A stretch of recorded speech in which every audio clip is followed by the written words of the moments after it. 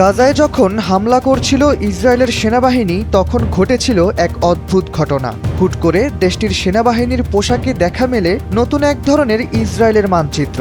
এই ঘটনার পর পৃথিবী জুড়ে আবারও আলোচনা শুরু হয়, তবে কি সেই অতীতের প্রতিশ্রুত ভূমির দিকেই ফিরে যেতে চাইছে ইসরায়েল, যেখানে ইসরায়েলের মানচিত্রের সাথে যুক্ত হবে মধ্যপ্রাচ্যের আরও কয়েকটি দেশ? ইসরায়েলের সেনাবাহিনীর এমন ঘটনার পর সামাজিক যোগাযোগ মাধ্যমে বিষয়টি বারবার আলোচনায় এসেছিল। অনেক বিশ্লেষক তখন বলেছিলেন, গ্রেটার ইসরায়েল বা বৃহত্তর ইসরায়েল গঠনের মিশনে নেমেছে দেশটি। ইসরায়েলি সেনাবাহিনীর পোশাকে আঁকা ওই মানচিত্রের ছবিতে মূলত যুক্ত করা হয়েছিল জর্ডান, ফিলিস্তিন, লেবানন, সিরিয়া, ইরাক ও মিশরকে। JBS holdings limited. এই সবগুলো দেশের মানচিত্র মিলে যে ভূমিটি তৈরি করা হয়েছে তাকে ইসরায়েলিরা বলে প্রমিস ল্যান্ড। অনেক ইহুদি এখনও বিশ্বাস করে লেবানন থেকে সৌদি আরবের বিশাল মরুভূমি, ভূমধ্য সাগর থেকে ফোরাত নদী বা ইরাক, এই পুরো জায়গাটি একদিন তাদের হবে। বাইবেলের পুরাতন সংস্করণেও অবশ্য একই কথা বলা হয়েছে, তবে সেটি যীশু খ্রিস্টের অনুসারীদের জন্য। প্রতিশ্রুত এই পবিত্র ভূমির নিয়ন্ত্রণ পেতে আজও মধ্যপ্রাচ্যের দেশগুলোর মাঝে সংঘাত লক্ষ্য করা যায়। বিশ্লেষকদের ধারণা, ইসরায়েলিরা আজও সেই প্রতিশ্রুত ভূমির কথা ভোলেনি। আজও তাদের প্রতিটি রাজনৈতিক পদক্ষেপ সেই আশাকে ঘিরে আবর্তিত হয়। 1948 সালে ইহুদিরা ইসরায়েল নামক ভূখণ্ডে স্থায়ীভাবে বসবাস শুরু করে, যার পর থেকে এখনও তারা বৃহত্তর ইসরায়েল নিয়ে বেশ সচেতন।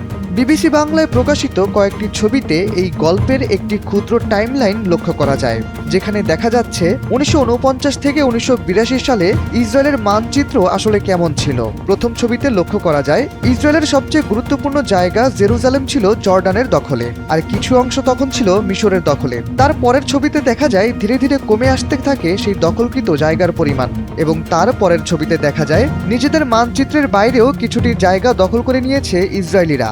মূলত বলা হয়ে থাকে, ইসরায়েলে এক প্রকার কট্টরপন্থী লোক আছেন যাদের কাছে গ্রেটার ইসরায়েলের ধারণাটি এখনও বেশ জনপ্রিয়। তাদের অনেকেই এই মিশনকে এরিটস ইসরায়েল বা ইসরায়েলের পবিত্র ভূমি বলে ডেকে থাকেন, যার সীমানা বর্তমান ইসরায়েলের সীমানা থেকেও অনেক বেশি।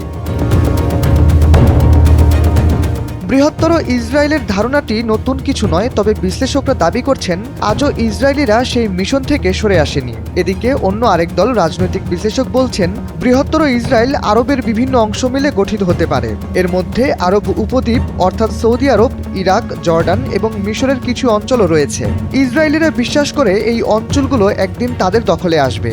আধুনিক ইসরায়েল মধ্যপ্রাচ্যে যে আগ্রাসন জারি রেখেছে সেই ঘটনাগুলো অন্তত সেদিকেই ইঙ্গিত দেয়। আর এই বিষয়ে ইসরায়েলি ইতিহাস টেনে বলে, যে ভূমিতে তাদের সন্তানরা বড় হয়েছিল সেসব দেশ বা এলাকা একদিন তাদেরই হবে।